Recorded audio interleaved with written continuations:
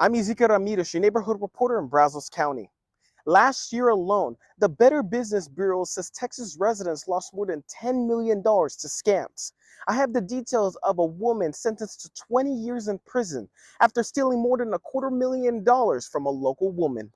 We want to believe the best in people, but sometimes people don't always have our best interests at heart. On Monday, District Court Judge David Hilburn sentenced a woman to 20 years in prison for scamming a 64-year-old College Station resident out of more than $250,000. The senior population is a very vulnerable population, so they have a very trusting nature, so a lot of people can take advantage of that. Crystal Allen pled guilty to theft of property, theft from the elderly, and possession of a controlled substance.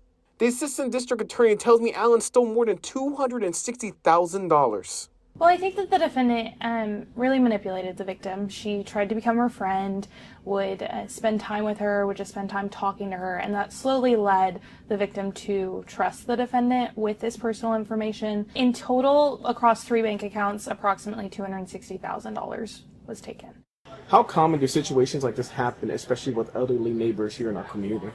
It's more common than you think. Now, it might not be up to the level of $200,000, but I mean, it's very common. Bill Ortigue with Brazos Valley Adult Protective Services tells me neighbors need to be cautious, especially when it comes to sharing their personal information. Before you give the pertinent information, ask questions. Why do you need this information? And if you have any type of inkling that this doesn't feel right, you're probably right. Validate their stories. Don't think that you being careful with your personal information is unreasonable. So be unreasonable with your information. As I mentioned, Allen will serve 20 years behind bars for this crime.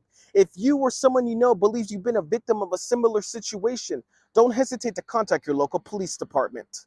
Reporting in Brazos County, I'm your neighborhood reporter, Ezekiel Ramirez.